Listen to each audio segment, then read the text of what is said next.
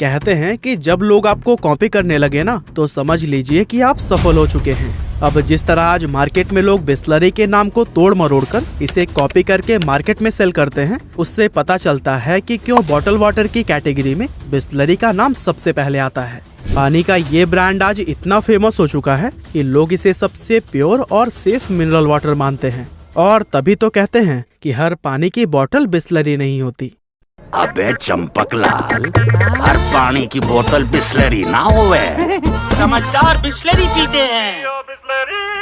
लेकिन यहाँ आपको जानकर हैरानी होगी कि सफलता के बुलंदियों पर नजर आने वाला बिस्लरी आज बिकने के लिए तैयार खड़ा है।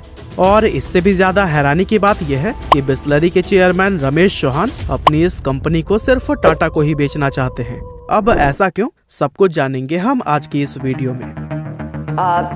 लाइमलाइट में आ रही है कि टाटा कंज्यूमर बिस्लरी को खरीद सकता है। ये इनफैक्ट एक बहुत बड़ा एक्विजिशन होगा। अब बिस्लरी क्यों बिक रहा है, इसके बारे में जानने से पहले हमें इस कंपनी की वैल्यूज और हिस्ट्री को जरूर जानना चाहिए कि आखिर ये कंपनी भारत आई कैसे और किस तरह इस विदेशी कंपनी ने पूरे भारत को पानी खरीद कर पीना सिखाया। तो दोस्तों, बिस्लरी बेसिकली एक इटालियन कंपनी है जिसे 1965 में फेलिस बिस्लरी ने एस्टेब्लिश किया था।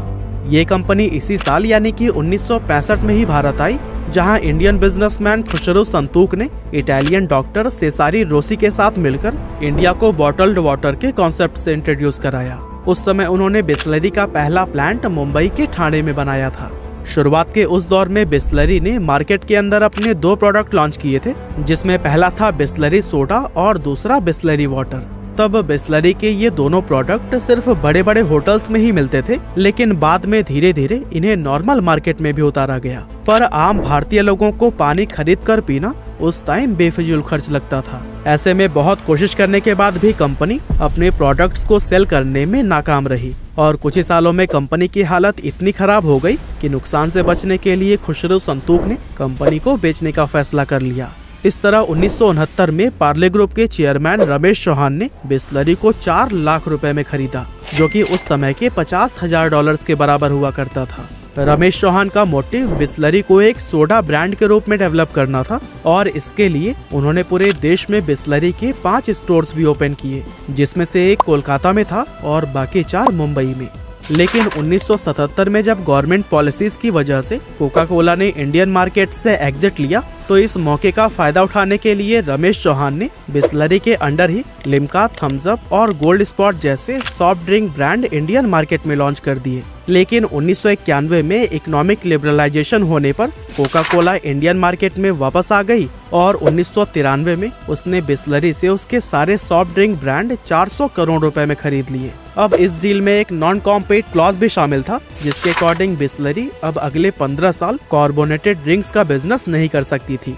यही वो समय था जब रमेश चौहान का ध्यान पहली बार बॉटल्ड वाटर इंडस्ट्री पर गया और उन्होंने ये ठान लिया कि अब वो बिस्लरी को सिर्फ एक बॉटल्ड वाटर ब्रांड के रूप में ही आगे लेकर जाएंगे।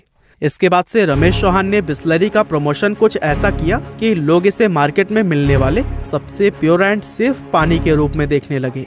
हालांकि शुरुआती दिनों में उन्हें अपने इस ब्रांड को लोगों तक पहुंचाने और इसके ट्रांसपोर्टेशन में काफी मुश्किलों का सामना करना पड़ा, क्योंकि पानी की कीमत तो कम थी लेकिन वजन ज्यादा था। इसीलिए कोई भी ट्रांसपोर्टेशन कंपनी बिस्लरी के ट्रांसपोर्टेशन के लिए आसानी से एग्री नहीं होती थी। लेकिन रमेश चौहान ने हार नहीं मानी और धीरे धीरे उन्होंने अपना खुद का ट्रांसपोर्टेशन शुरू कर दिया।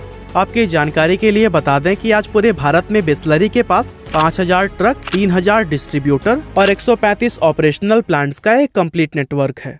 वैसे दोस्तों, इंडिया के बॉटल्ड वाटर मार्केट की अगर बात करें तो हमारे देश में ये करीब 20,000 करोड़ रुपए से भी ज्यादा की मार्केट है और इसमें भी अकेला बिस्लरी 60% का हिस्सेदार है। लेकिन फिर सवाल यही उठता है कि अगर बिस्लरी इतना ही सक्सेसफुल कंपनी है तो कंपनी के चेयरमैन रमेश चौहान इसे आखिर बेचना क्यों चाहते हैं।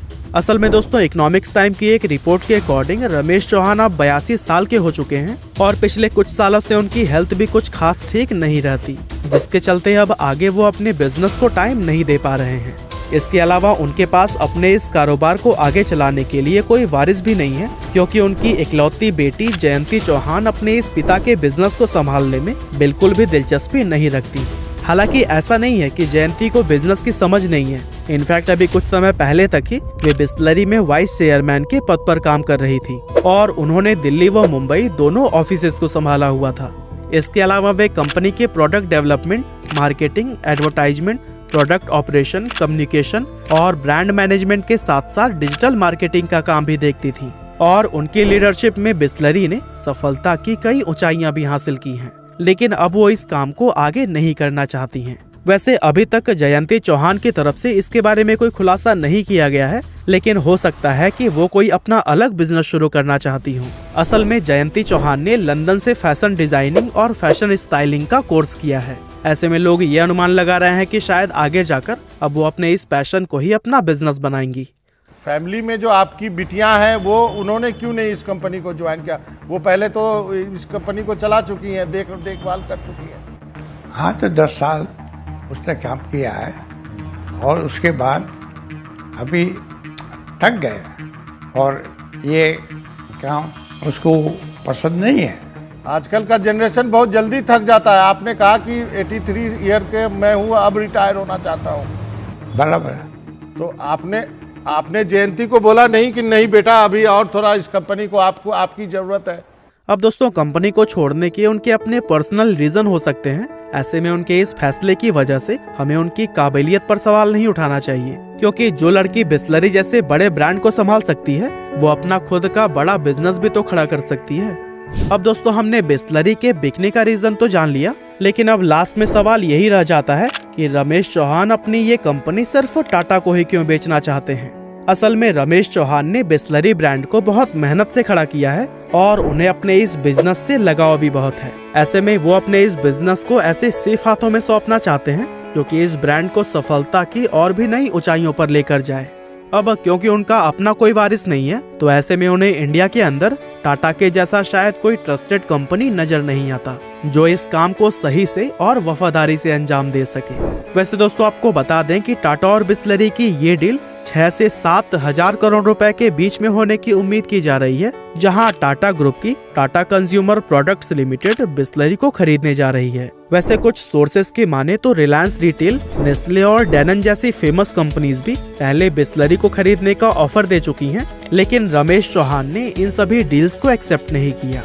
खैर जो भी हो, लेकिन ये बात तो तय है कि अगर टाटा ग्रुप बिस्लरी को खरीद लेती है तो इस डील के बाद से टाटा बॉटल्ड वाटर इंडस्ट्री में भी सबसे बड़ा प्लेयर बन जाएगा।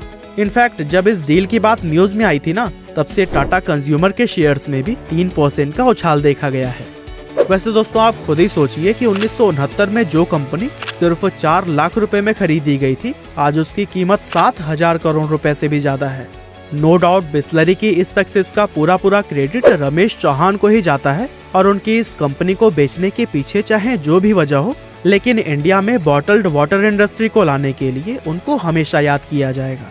लेकिन अब देखना ये भी है कि टाटा कंज्यूमर इतने बड़े ब्रांड को और भी नई ऊंचाइयों पर किस तरह से लेकर जाती है।